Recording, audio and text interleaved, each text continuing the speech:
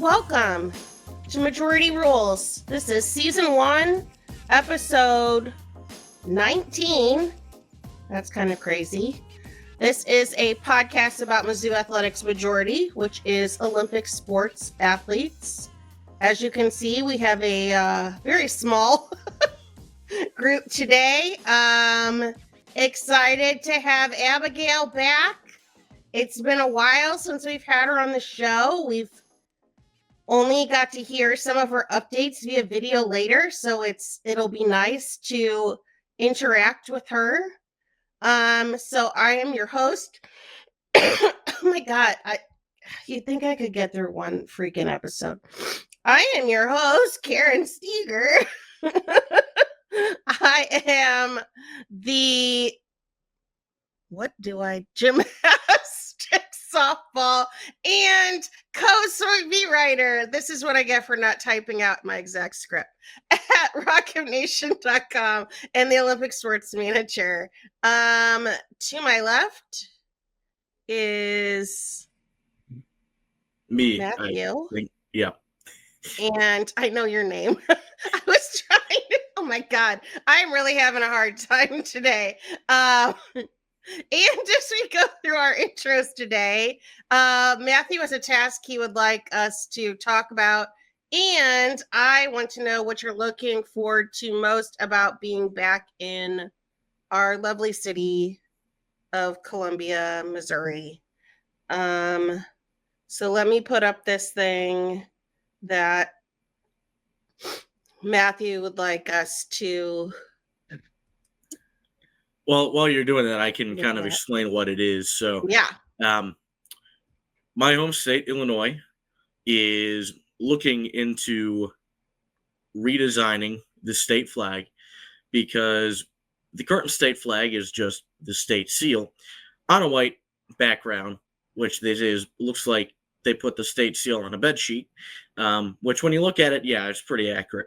So there are 10 finalists, some of which are pretty good, some of which are very, very bad, and we will be choosing our favorite among these. And if you are watching and can see them and have a strong opinion about one of them, you can actually go and vote.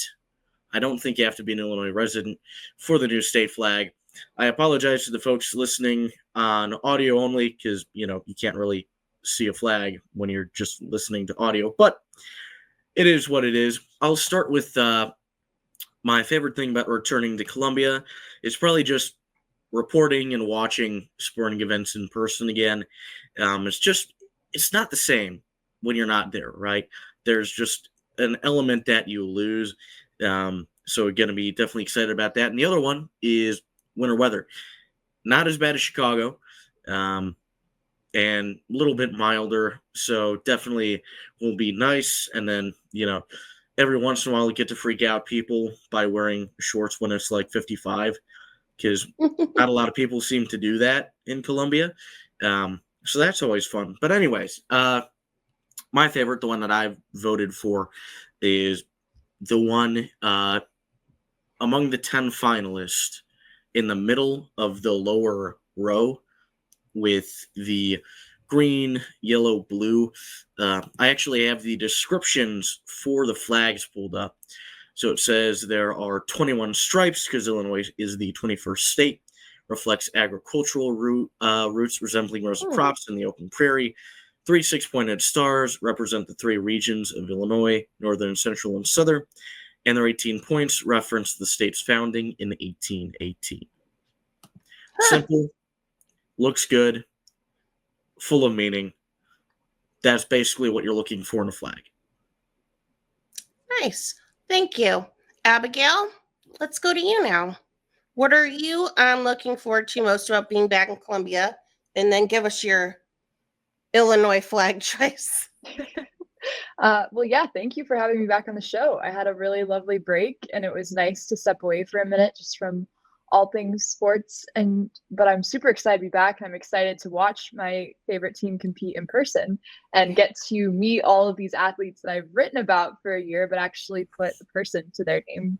And I'm excited because it's my last semester of college. So I'm just looking forward to embracing all the memories and soaking up the time with my friends and with Karen. So, Excuse yeah. me, I need to. I'm there with you. It'll be exciting. But as for my favorite Illinois flag, I love this question, Matthew. Thank you for this thought-provoking intro. I would say number 3 that has the silhouette of the Lincoln, his side portfolio or side profile. I think that's really cool. And I visited the Lincoln Museum in Springfield growing up. I love the president. The presidential libraries are so cool. And I think that memory just comes to mind when I see that flag. So, Abigail, can you tell what the outline in red is? Oh, I am seeing in the negative space, the red is creating the state outline. So that's, that's double cool. Oh, what? I didn't know that immediately, though. Yeah, that is really cool. Well, and it took me until you said it when we were talking earlier before recording about that being Lincoln's profile. And then I was like, oh, that is what that is. That's super cool. This one is also kind of designed partly based off of the French flag, with obviously, similar color profile, and you have the vertical separations there. The white just sticks out to me because it's such a weird shape, because it's between the two silhouettes, and it's a very odd. Mm-hmm. Usually on flags, you'll have like the clear vertical lines, horizontal lines. So that would definitely be something very different. Yeah, I like that one. And then I'll say that besides that one, initially, I think my favorite one is the one in the top left with the white eye. I don't know why, but my eye just kind of went to it. So I kind of like that one too. The eye kind of reminds me of one of the columns. I will say I am confused by the butterfly, despite the fact that Matthew said that is the state insect. That is a monarch butterfly, which is apparently the state butterfly of Illinois. I don't know why we have a state like butterfly. I know, it's wildly specific. I basically have only heard of, 2 or 3 different butterflies, so I don't know why we needed to choose one specifically, but it doesn't really scream Illinois. No, not really. Yeah. I honestly had no clue until now. I knew that popcorn is like the official snack of Illinois, because outside of Abigail's home state of Iowa, Illinois is the second highest producer of corn in the United States. But I had no clue about the butterfly thing. So yeah, that doesn't really make sense. Fun facts, Matthew. You can always be counted on for some fun facts. I worked with somebody who was like part of the leadership of the Illinois FFA for a couple of years. So gotcha. And then I guess I can answer the question too about what I was looking forward to the most about being back in Columbia, despite the fact that I live here all the time. I mean, I was gone for like almost 2 weeks in Florida, and I, like Matthew, though I didn't really miss very many sporting events, I missed being back here and being able to watch my teams right in front of my eyes. I mean, I did almost miss the South Carolina game due to some flight troubles that were partially my own doing. But I made it back. So, and I was really happy about it, because that was just going to make the day even worse than it already was if I had missed making it. Like, my whole reason for coming back on January 2nd was so that I could go watch the South Carolina game and see my idol, Dawn Staley. So if I had missed that, I would have been real angry. So thank you guys. Let's get started with some in-season sports updates, and we will start with wrestling which is not going well still, Matthew. Yep. So since we last talked, Mizzou with a dual meet against another top 25 opponent in Stanford. It does not go well. The drought continues for the Tigers. They lose to Stanford 27-15. Stanford ranked 15th in the country. The Tigers fall to 2-7 in dual meets on the year. That is the program's worst start through 9 duels since the 1970-71 season, when they also began with a 2-7 record under head coach Hap Whitney. Mizzou finished that season 5-9-1 and placed 6th at the Big 8 championships. From what I could tell, those are the tied for the second worst start in program history. The worst start in program history wasn't through 9 duels because there were only 7 that year, but that was when Mizzou went 0-7 in 1959-60 under head coach Marshall Estepy. That was the program's first year of competition after being revived for the first time since 1936-37. So basically, this is a historically bad year, and there are a number of factors for that.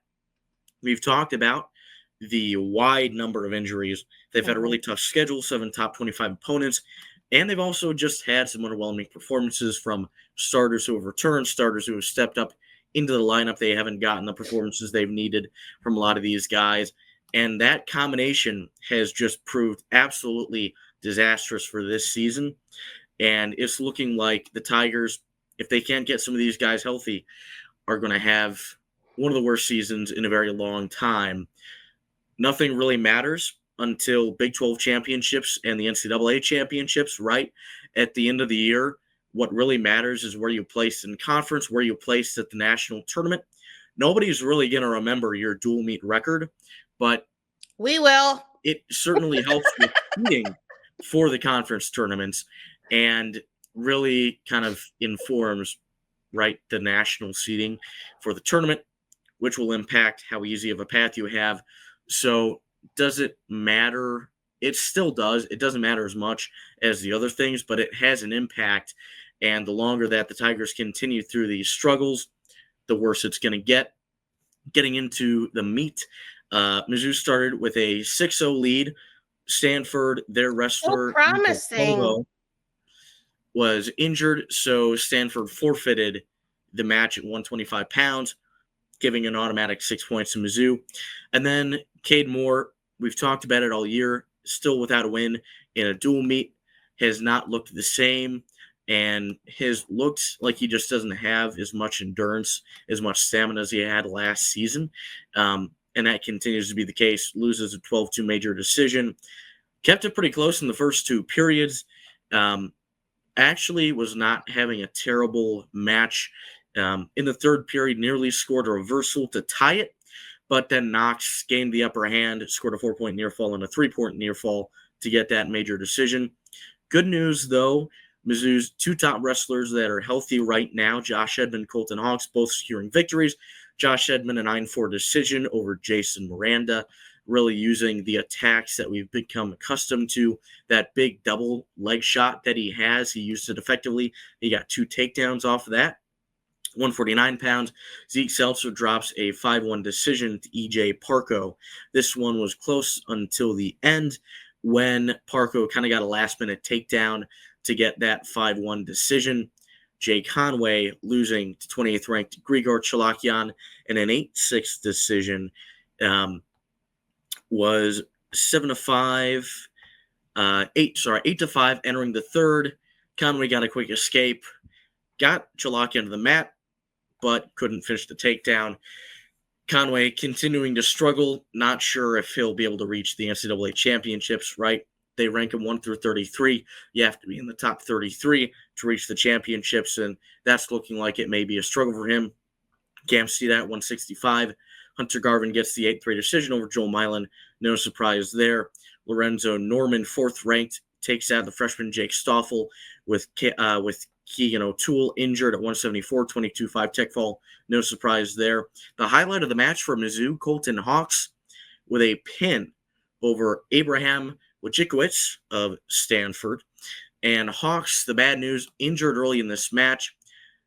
Looked like he may have tweaked his knee. He took a while to walk around. He was kind of walking gingerly.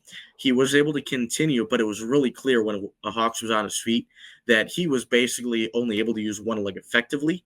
But he kind of negated that by just you having a lot of riding time. Through the first and second periods, he rode for the entire 2 minutes in the second period. Took a small lead into the third, and Wojciechowicz just continued to attack from neutral. Hawks just barely avoiding giving up the takedown.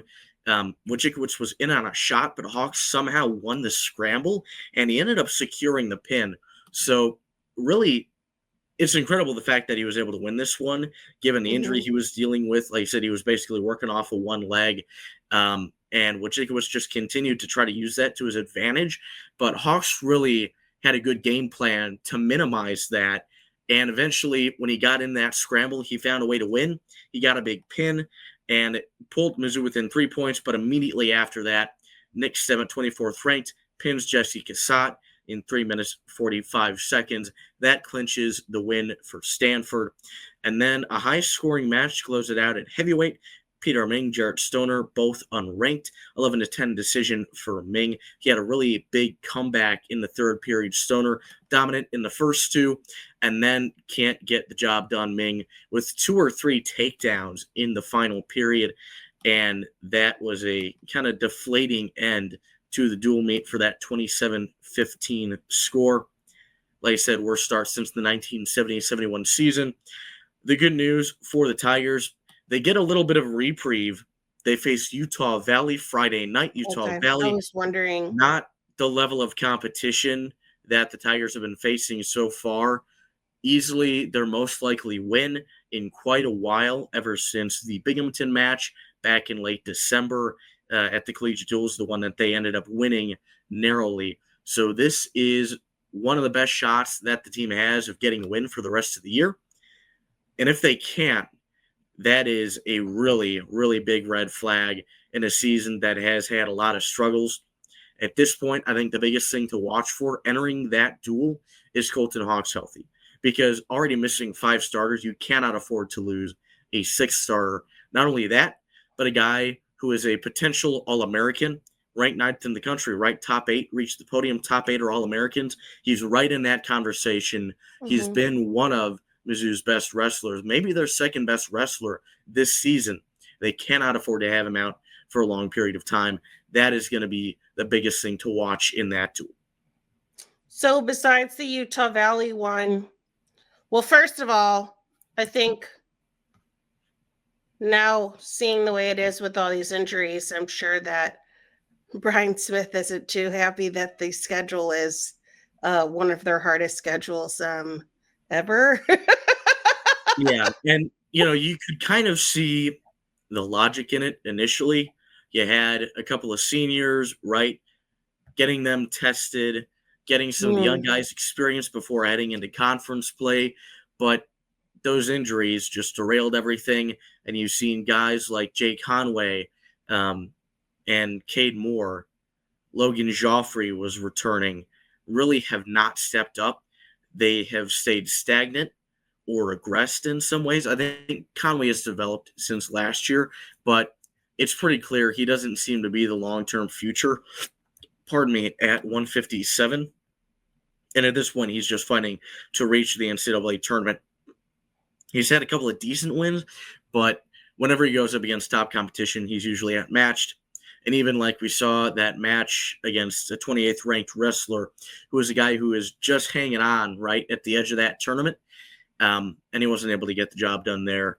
So Conway was arguably the biggest question mark entering the year, and really hasn't done a lot, to be honest with you, to kind of allay those concerns. But some of the other issues have really been shocking. I mean, Cade Moore, like we talked about, was on a meteoric rise last year and looking like one of the best wrestlers in the country. Yeah. He gets injured. He has not looked remotely the same since then. And it's a question if he ever will get back to that point, even though it sounded like he was making a lot of progress during the summer. He was a highly anticipated wrestler, and it hasn't worked out. And then You look at a guy like Logan Joffrey, who it appears has been supplanted at this point by Zeke Seltzer. Joffrey was a guy ranked as high as, I believe, 10th in the country last year and was looking really good before that injury he had. And again, he has not looked the same. His offense hasn't been there, and just kind of recurring issues in terms of struggling on offense, guys who have regressed or stagnated in injuries. That was the issue last year in the second half, and those issues have only gotten worse this season. Okay. Well, thank you, Matthew. Hopefully, next week after Utah State, you'll have some wins to report on that aren't just by medical forfeit. At least it's kind of sad that 6 of their 15 points came out of a medical forfeit. Yeah. So there are 15 points. One of them was on a medical forfeit. One of them was on a pin.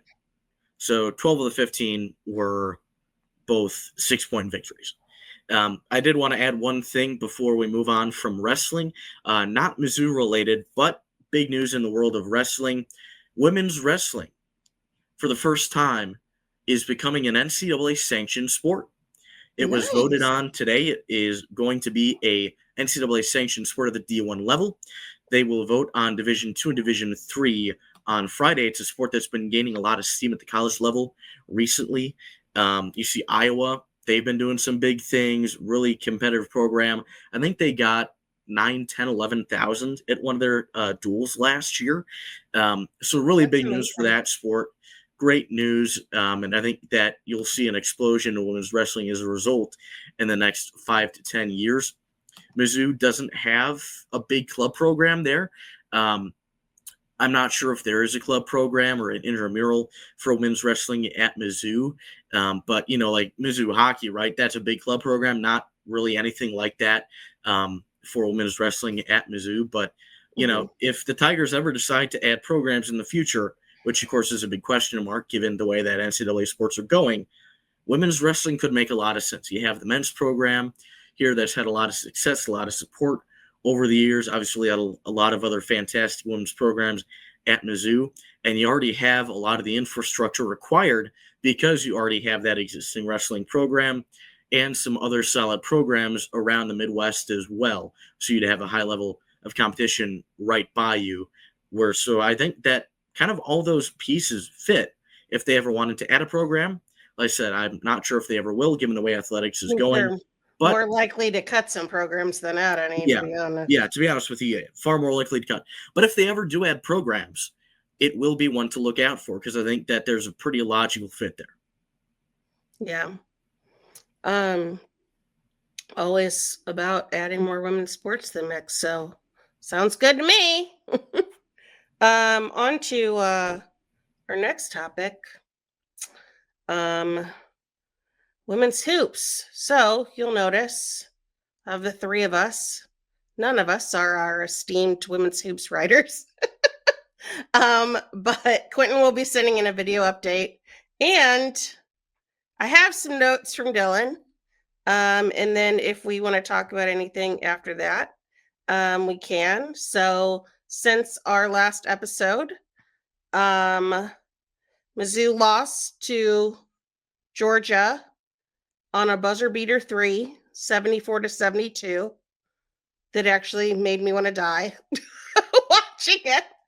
Like, oh my God, I was screaming obscenities. I hope it didn't bother my neighbors. And they kept it close against Florida before having it blown open in the 4th, and they lost 93-67. So if you will remember on the last episode and in Dylan's hooping and hollering piece, we talked about how those were 2 possible wins for the Tigers. Georgia is not good. Not good. And Mizzou blew like a 14, 15 point lead and lost.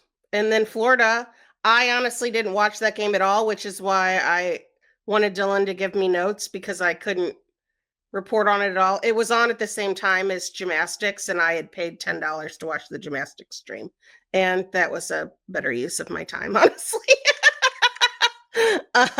So the Tigers are now, Dylan said, 0-4 in conference play and have lost 16 straight against SEC opponents. He wanted to point out that they are struggling specifically in fourth quarters, have been outscored 52-25 in the last two fourth quarters, you guys. 52-25. Good God.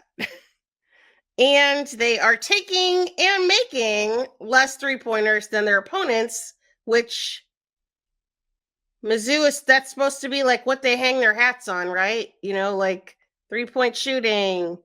They take them and they make them, and that's their thing. Apparently, not so much anymore. He said they have taken less than 23s in each of their last two games, which limits opportunities for offensive explosions.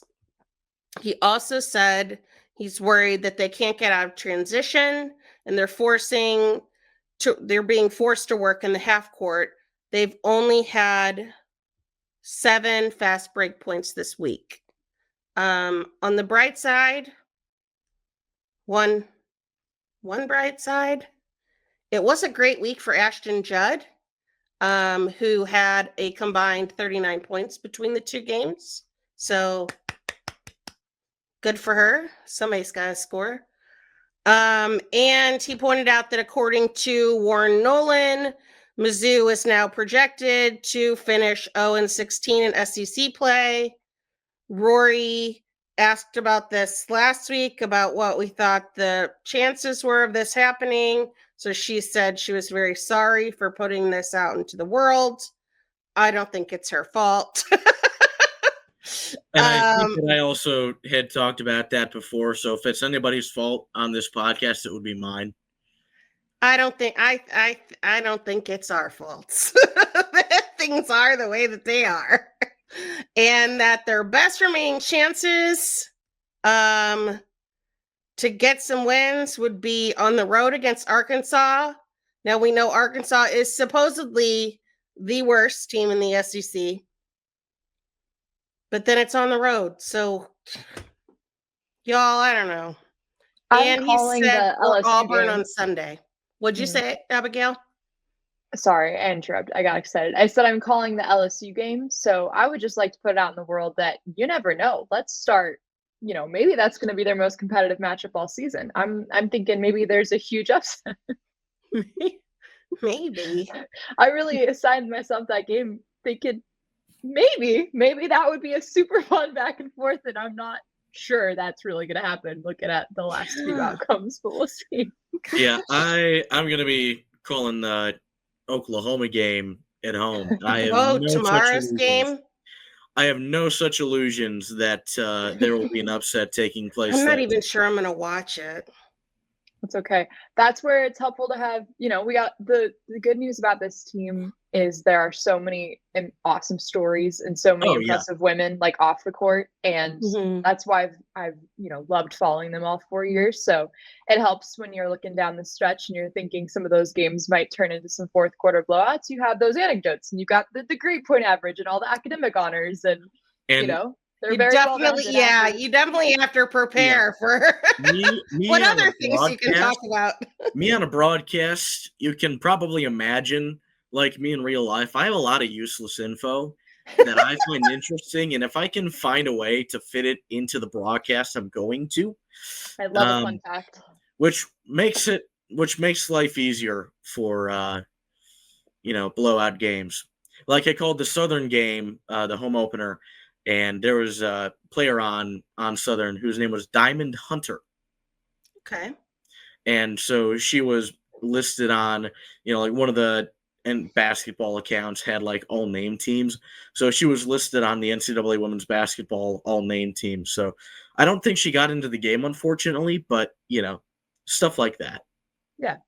And you never know. We still have a long season left, and I think then it's important to start reevaluating, okay, what is the goal for the rest of the season? If it can't be winning in the SEC, well, then how do you develop some of these younger players? And what is your game by game objective? Is this where we're going to prioritize some transition offense, or we are going to crash every single board, or we're going to put up 30, whatever those individual objectives, it starts to frustrate me. And I'm sure the beat reporters who cover game after game after game, when it's like, well, if that ceiling isn't victory, then what else? Because the season it's far from over. And there's so many more learning opportunities for such a young team and some really good young talent that is just underdeveloped, in my opinion. So, there's you have the right opinion.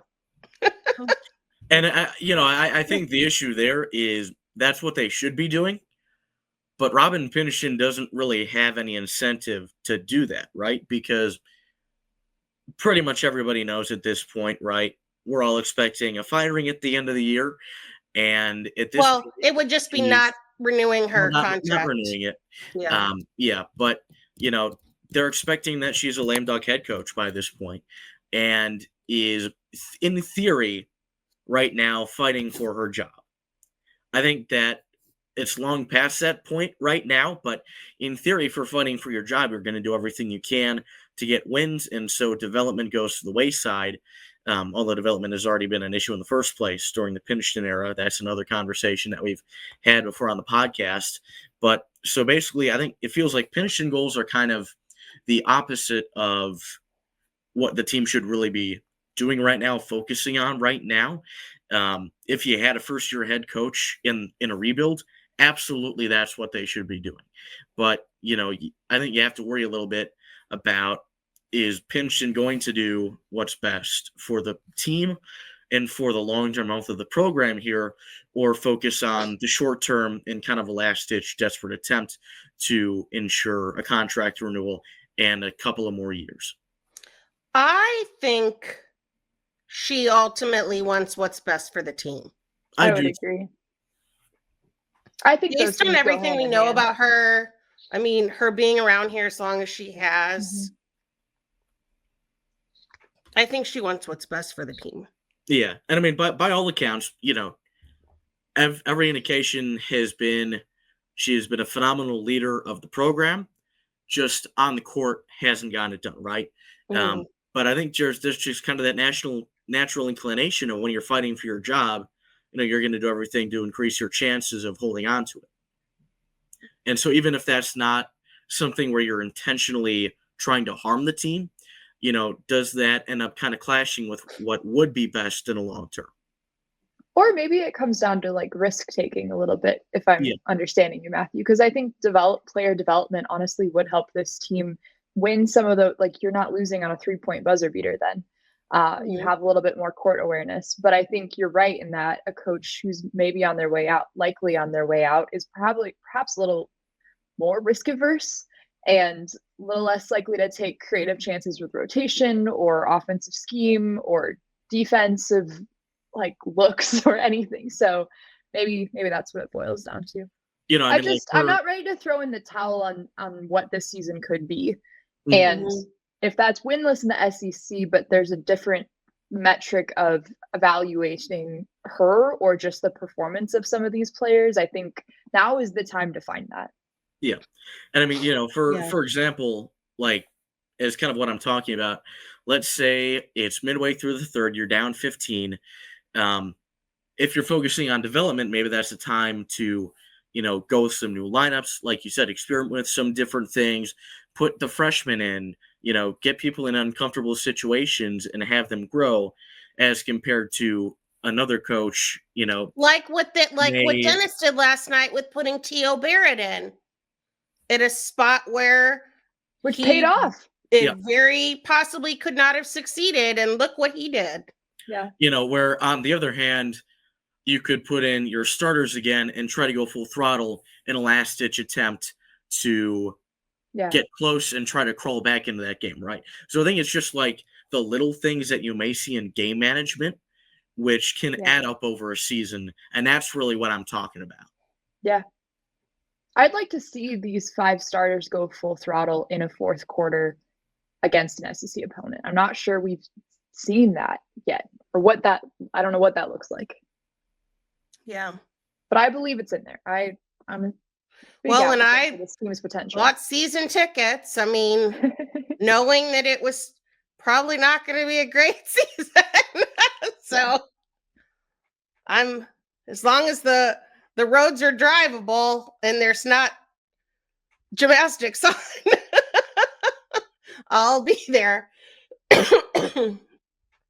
So, yeah, it's just kind of Dylan's last thing was, "This isn't great," frowny face. That was his last note. Yeah. Kind of sad. In 2023, Mizzou barely made the NCAA tournament and got eliminated pretty quickly. The following season's preseason poll, they were not ranked. Then, after doing super well last season, that included getting the 7th seed nationally and falling just short of the Women's College World Series, Mizzou is ranked 15th, even though they lost a lot of pieces from last year's team, like Lauren Krings, like Alex Honnold, like the awesome pair of New York middle infielders in Maddie Gallagher and Jenna Laird. So despite all of that, Mizzou, top 15 team in what's supposed to be a loaded SEC. I think there should be a lot of excitement heading into the season. I'm curious to see how the pitching rotation is going to shake out, especially with the loss of Krings and even somebody like Lily Witten, who I thought would be primed for a bigger role this season, at the very least in relief. And then there's a lot of reshuffling, both on the infield and in the outfield as well. So Mizzou off to a pretty good start in terms of national recognition, ranked 15th in Softball America's preseason poll. That's all I've got. Thank you for listening. QC out. On to some happier things now that we've got the Debbie Downer sports out of the way. Let's talk about track and field, Abigail. Super excited. The track and field program is back in competition. They hosted their first home meet of the season, and also since 2020, the Alexis Jarrett Invitational kicked off. And Missouri, unsurprisingly, medaled in every single event but one that it competed in. The field was mostly regional competition, including UMKC, Columbia College, Central Methodist of Missouri, and SIUE. And overwhelmingly, the main headline was that their jumps crew and their weight throwers crew not only picked up where they left off last season, but made strides to open the season with a personal best career high, whether that's farthest throw or farthest jump, means that this off-season training cycle for the entire Missouri program has been intentional and exceptional. I was really blown away. Over 15 Tigers set personal bests across run, jump, and throw. So you are opening the season at the highest you've ever been. Like, I don't know how to put that in words to say that that means the off season. It would be like scoring a season high against an SEC conference opponent, like your best game you've ever had. And that's only the beginning. And we've known that. We knew that their jumps crew featured international talent, SEC medal talent, championship talent. We've known that their weight crew has All-Americans. So that's not surprising, but it was reassuring to see that that's where they started. To put a few names to the medals, Ethany Andre, triple jump, SEC triple jump champion, set a personal best. School grad. I always like to throw that out there. KMIZ reporter, Yeah. host of the F It Up podcast. She's phenomenal. And she broke the Hearnes Center Fieldhouse record, which is ridiculous. She jumped 13.49 meters. Her mark is the second all-time, second only to Ariana Fisher, who she actually competed against, though Fisher is well outside of college. She's a Mizzou alum, so she was probably competing unaffiliated. Karen and I were a little confused about that. Yeah. Still learning how all of this works. On the men's triple jump side, if you recall, our fantastic freshman Sterling Scott, well, he's now a special sophomore. He opened his sophomore season with another personal best. He is only one meet into his second season of his collegiate career and is already third all time in program history. Also, interestingly, he competed against Jonathan Seremes of France, who Karen and I both talked about. And Jonathan was a 2025 recruit. He's listed on Missouri's roster, but he did not compete under Missouri, nor was he scored for Missouri at all. So I'm not sure. I'm going to have to talk to Coach Chamov about that, whether he's active or he's not able to compete. Maybe it was a licensing thing, but he's still active on their roster. So stay tuned. How many other people competed? Like, was he an exhibition? That's what I was wondering. But he won, and it said that Sterling took second, meaning that he must have scored. It's a regional meet, but also we invite France. I know. But also he's like a Missouri Tiger, and he's on the roster. So stay tuned. The good news is if and when he begins to be scored for Missouri, he's going to do incredibly well. He won the under-20 World Championships, took bronze in the under-20 World Champs back in 2018. So he's yet another example of the international recruiting power that this jumps team has had and will continue to have. We haven't even seen Carmen Bruce compete yet, and she's someone who will likely crack into the program all time yet. So super excited. And then Claudina Diaz, she was a 2023 NCAA high jump qualifier. And I wrote about her story at the beginning of last season. Unfortunately, she struggled with injuries and kept a very bright spirit, very refreshing perspective all season, but just did not have the season that she knew she was capable of because she was competing through injury. She cleared 1.81 meters in the high jump for the first time since 2023, which is only 0.04 off of a personal best. So to see her back to full strength that she knew she was capable of, it's really exciting when you start to meet these people and understand their stories and know who they are personally and know what they're working toward. So I feel like I've been talking a long time, but that's the Jump Squad. They're back. Covering the Olympic sports is the best. Yes. And the individual progress and scores and goals, yes, you have the whole team, but like we just talked about the women's basketball team, but it's like every single player in the track and field program has their own individual ability to win in a sense. I mean, it's comparing apples to oranges because it's such a different setup, one that I'm still familiarizing myself with, but so cool. Anyway, Sam Inez is back. He shaved 2 meters, like entire meter sticks. He didn't shave it off. He added that to his personal best farther, I suppose, to break the Missouri record, break into the record books. He is second all time. So he wasn't even in the top 10 list prior to his personal best.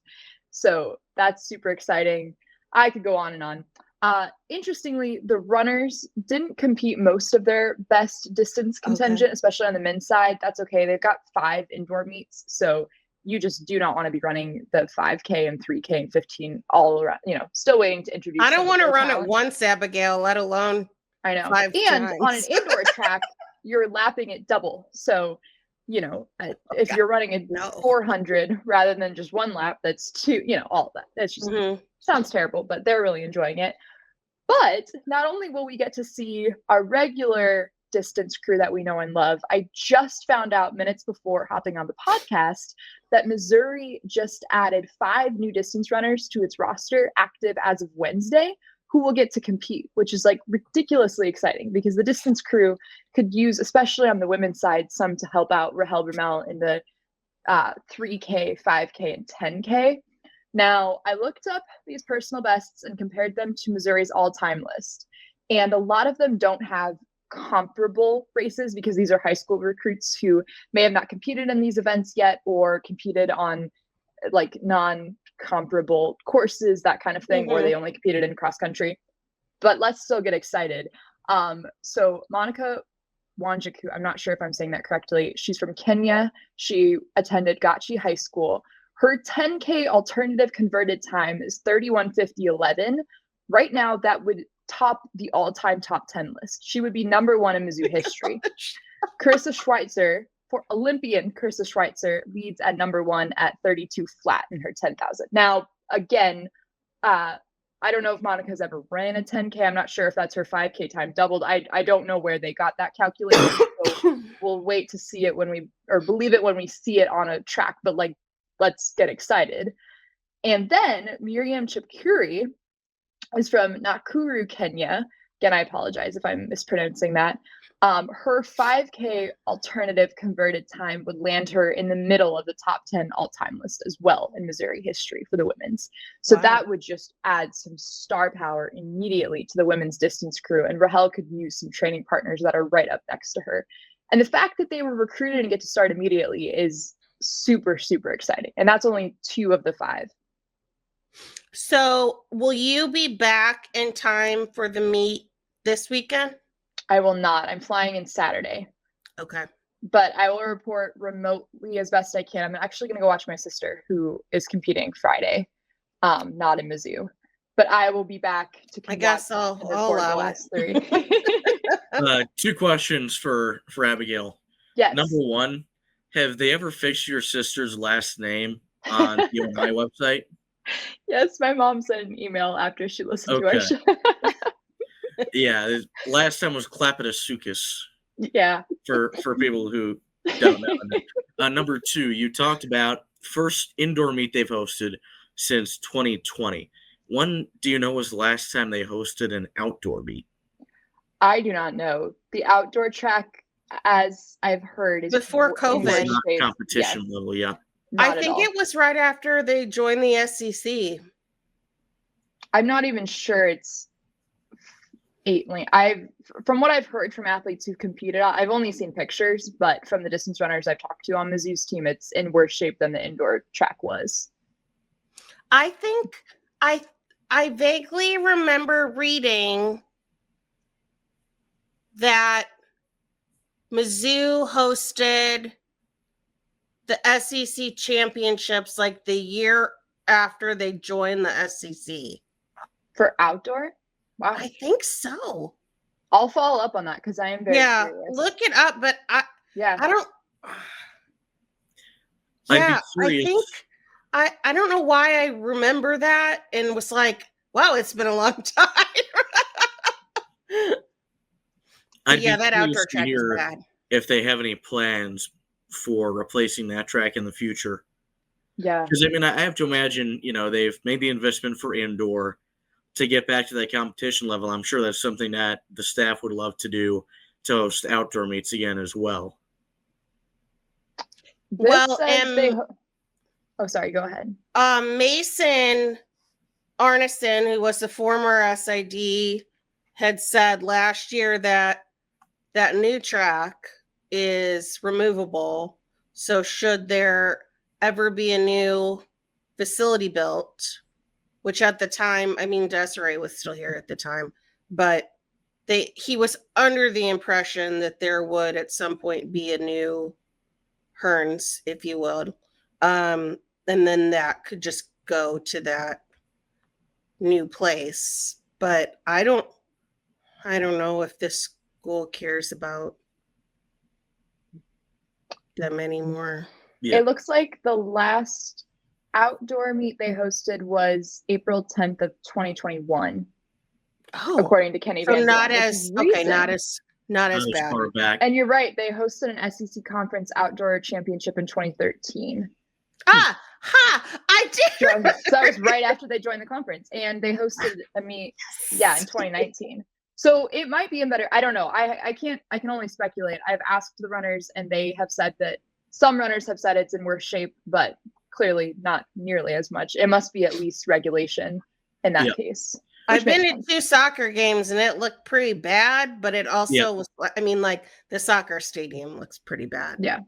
On the whole. But everyone I talked to that ran, I texted a few of my friends on the team and was just asking about the indoor energy, and they said it's just so cool. Like, it was so cool hearing so many fans around them and having it be loud again. So I'm really excited to experience that. Yeah, I'm excited. You'll get to see it I'm going to try to get either Cal or Mike out there at least one time to get some photos. I think it'll just depend upon their class schedules, but it is on the photo grid assignment sheet.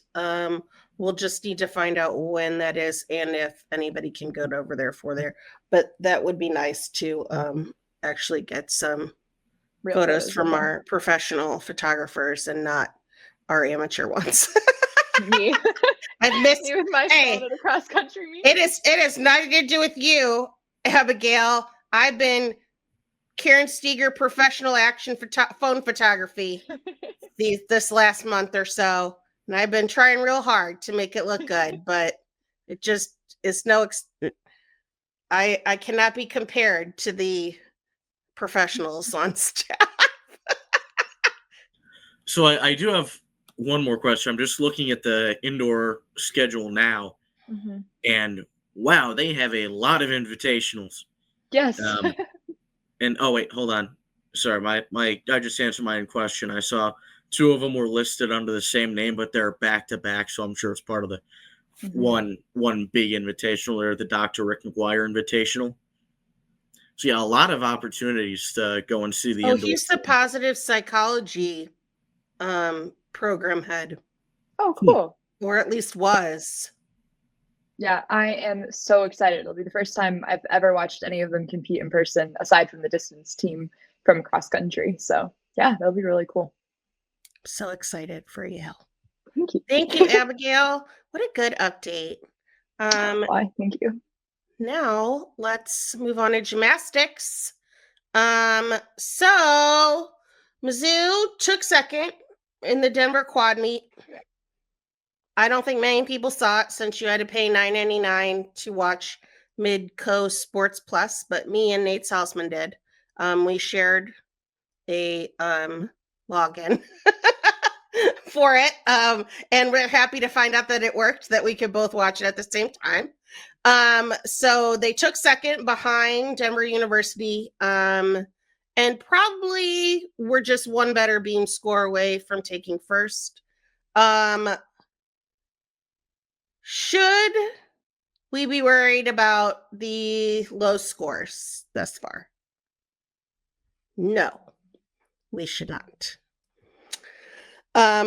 It is alarming. It is a bit alarming. If you look at the score that Mizzou scored at this meet, which was 196.125, that is actually their lowest score since 2021. But in all actuality, with this new, very much tighter scoring evaluation that they are currently doing, that score alone, so if you don't even average it in with the 196.7 that they got the first meet, if this was the only meet that they had taken part in, the 196.125 would still put them at 16th in the country, which makes it not as alarming. They are, when you average the two scores together, 10th right now. Is that as good as they should be? No, but they will get there. So real quick, I'll go through each of their rotations. So they started, since they were an away team, they started on bars. At Beauty and the Beast, they were incredible on bars. This one was just so-so. It wasn't bad per se, but they were off on their landings. The handstands were a bit off. So like when you're looking at them doing uneven bars, they need to be within a 10-degree vertical. So if they are any more than that, that's what the judges are looking for. They'll get deductions. So watching back, probably almost everybody got at least one deduction for handstands, which the first meet, their handstands were tight. They were on point. Not as much this time. So that was a little iffy. But on the bright side, Mara looked fabulous in the anchor spot and got a 9.9. So she actually, Shannon said, went back to her old routine, which I didn't realize because I still don't know what the skills look like. So he was telling us in the press conference on Tuesday that while it's almost kind of like an ego thing, like the coaches want them to put the hardest skills out there as possible. But at some point, you have to take a step back and just look at it, and maybe doing a little bit easier skills is going to be what's better point-wise. So you may not be showing the most growth, but you are making a smarter decision by going with a bit of an easier routine. So the reason, it's not even that the routine is easy. Over the summer, they changed the code of points, and whatever some combination thing that she did, I don't even know what it is, they changed it to be worth less. Like, they changed the level of the skill. So she had been training a harder combination, and it just wasn't paying off. Like, she wasn't hitting it with the same grace as she was before. So I was like, oh yeah, she's so great. And then Nate was like, oh, that's because she's doing her old routine again. I was like, oh, well, still awesome. So that was really good. From there, they went to beam. Beam was a nightmare. It was like so many times last year. It made me quote Taylor Swift again, which I only save for my saddest of sad occurrences. Amari had a major wobble and then fell off the beam. Not great. That was in the 2 spot.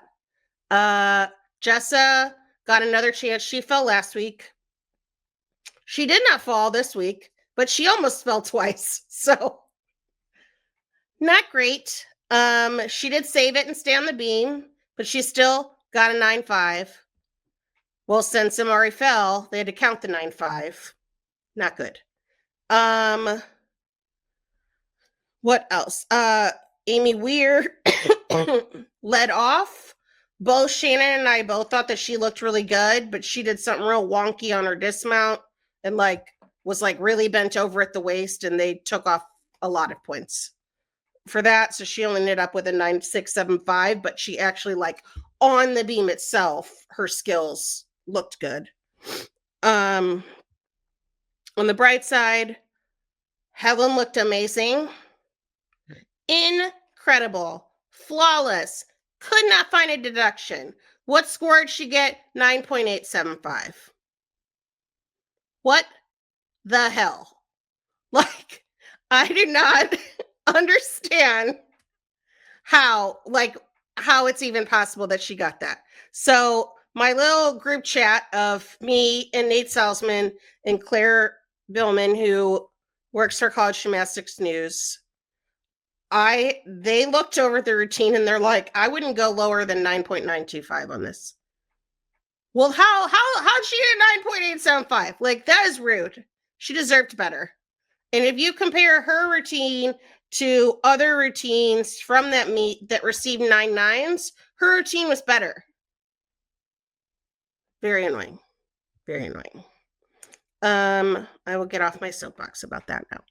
So Shannon said on Tuesday that it is very likely that we will see some personnel changes come Friday. On the beam, I would expect probably Jessa's probably out for the time being.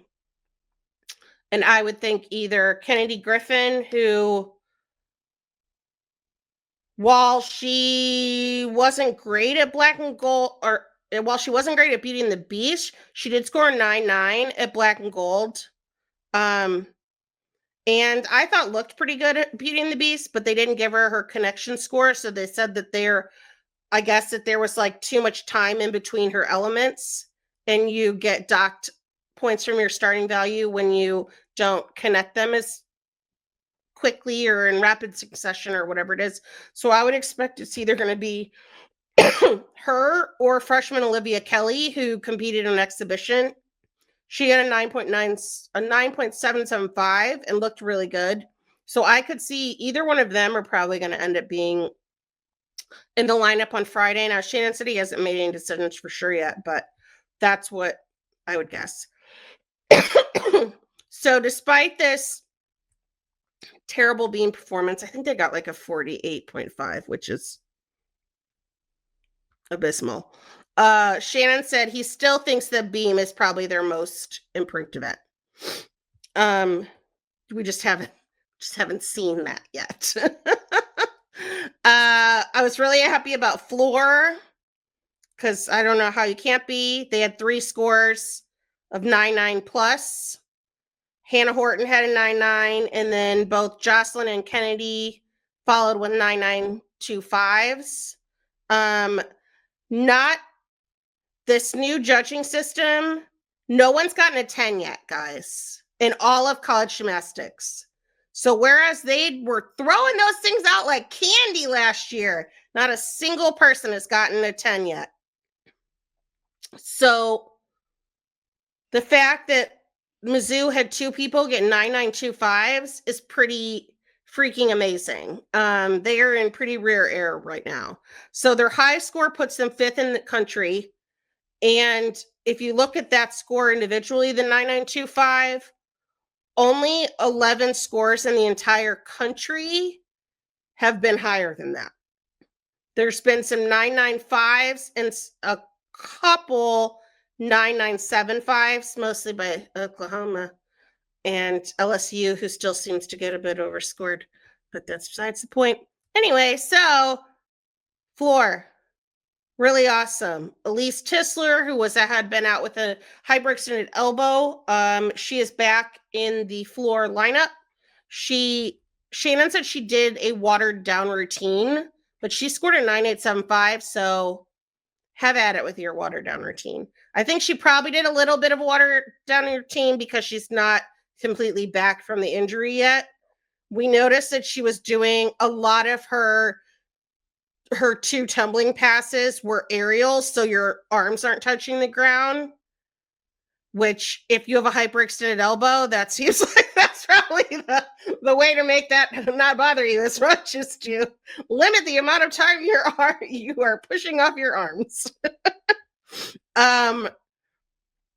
She is not back for vault yet.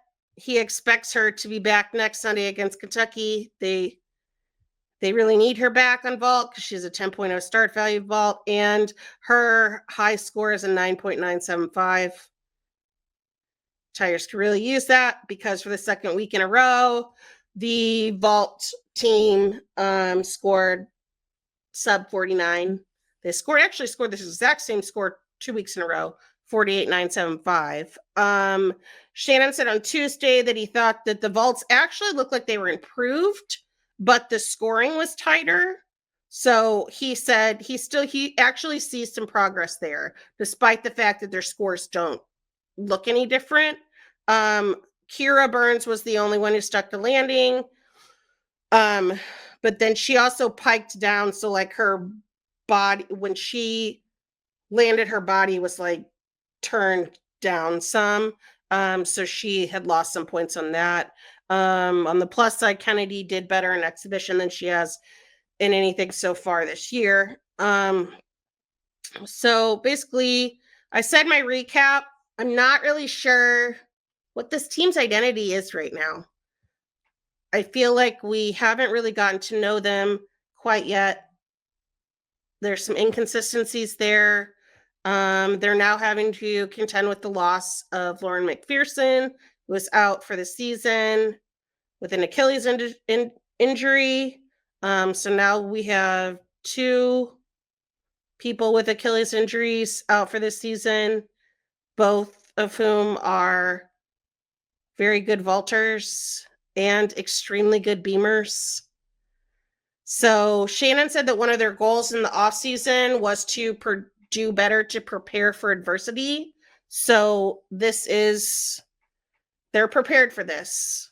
He's got other people to step up, like Olivia Kelly, for instance, Abby Miller. There's so much depth on this team that now it's just like, they just got to keep it going. Like you're sad that Lauren's out for the season, but that doesn't diminish the team's potential. They have so much potential. So Friday they head to Oklahoma. Well, Thursday they're heading to Oklahoma. Friday is the meet against Oklahoma at 7:30. Oklahoma is the 6-time national champion. The last year they notably made a mess of themselves at nationals and didn't make it to the finals. They are supposedly on a redemption tour. How you can be on a redemption tour and act like you're an underdog when you've won the last 6 national championships is beyond me. But, you know, whatever you need to do to keep your team going, I guess. Shannon's actually was excited that they're facing such a good team so early in the season because they can kind of compare what Oklahoma's doing to what they're doing and know what sort of adjustments that they need to make to get closer to Oklahoma. He's not expecting that they beat Oklahoma, but you never know. You know, maybe they have another performance like they did at Nationals, and that was, you know, it could happen. You never know. He said that, so a lot of times it's really good if you've had a performance that isn't that great. And he did say, like, he did not think that Sunday's meet was good, that having a short break and just moving on and just getting right back at it is the best thing to do. So pretty excited about that. I will have a preview out probably Friday morning. I try to do a lineup prediction thing, but it like KJ Kindler, the Oklahoma coach, has only used 8 total gymnasts so far this season because they've had really big meets, their first 2 meets of the season. So it's whatever I predict is probably going to be wrong because I'm sure that they're going to put in some of the other people in there because their backups are like people who could easily score 9 plus on any apparatus at any given day because they just have an entire team filled with level 10 elite gymnasts and people who can just could even score a 10 on any given day, like if they were giving this out yet this year. So we'll see. I'm super excited. There's a lot of season left. This is only the 3rd meet. Shannon sounded like he thinks this is going to be a good one. To be the best, you got to compete against the best, you guys. And the SEC is by far the best conference in the country. So we're almost done. We went over. Moving on to out-of-season sports real quick, softball. Mizzou is ranked 15th in Softball America's preseason rankings. I have to say, I'm a bit surprised by that. Seems a bit high for a team that lost Lauren Krings and 3 of their 4 top hitters, and then lost pitcher Lily Witten to Ole Miss in the fall.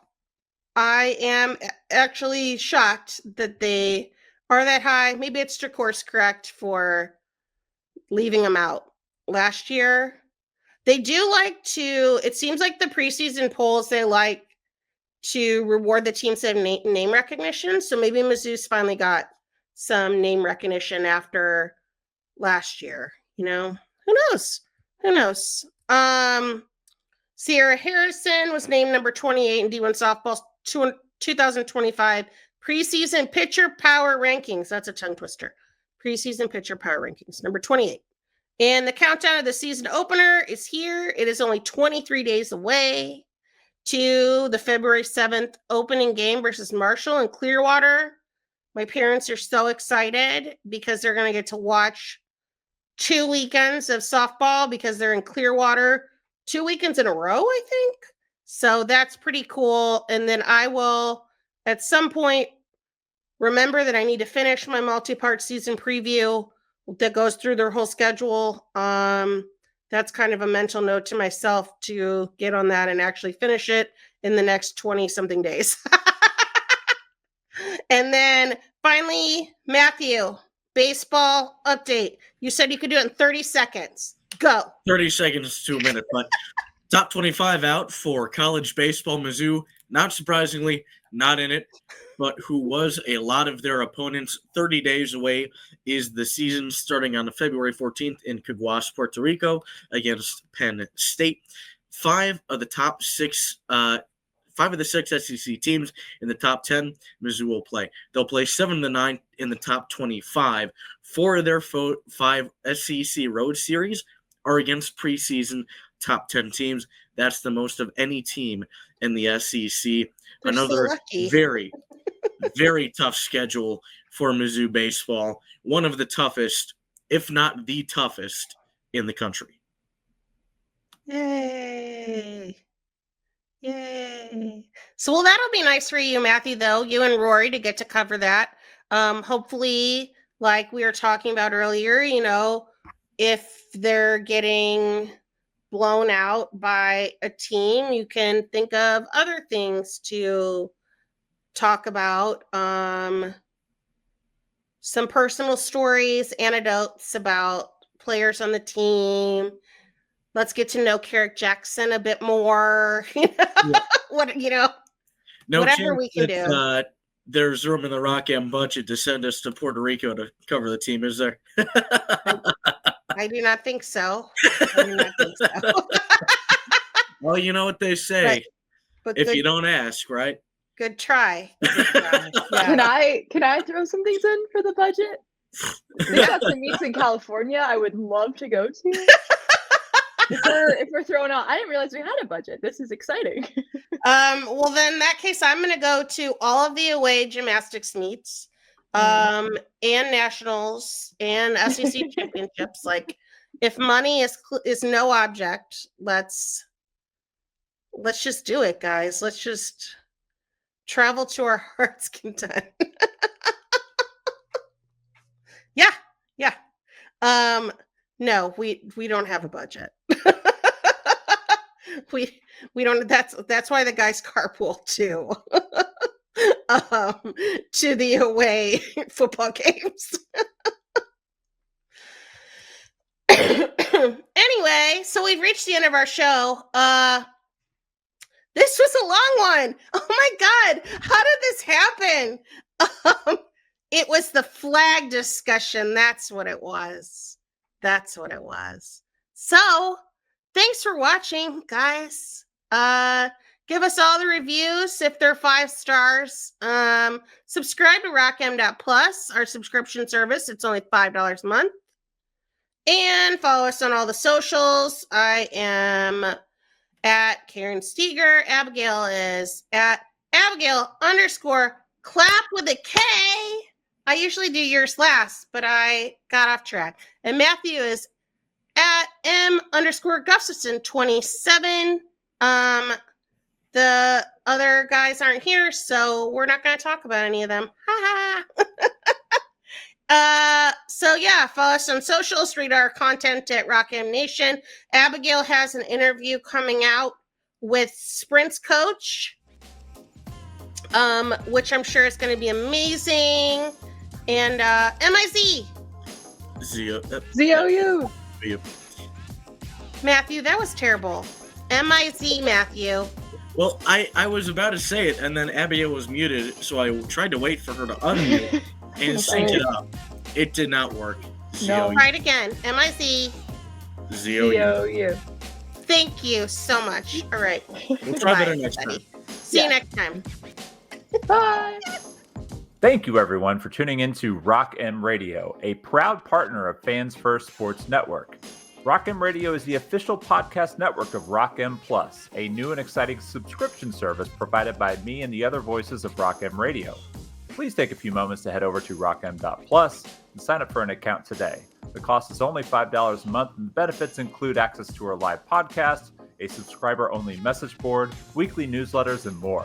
If you enjoyed this episode of Rock M Radio and would like to see more just like it beamed directly into your personal device, make sure to click the subscribe button below and tell your friends. Our podcast feed is available through the Apple Podcast app for iPhone, Google Podcasts app for Android, whatever app you listen to your podcast. You can also find Rock M Radio on Spotify. If you're looking for a podcast about your favorite team that is not the Missouri Tigers, Fan First Sports Network is your answer. A full podcast network loaded with the team-specific podcasts covering Major League Baseball, the NFL, NHL, NBA, MLS, and more. And we'll be back with more episodes of Rock M Radio coming to you soon.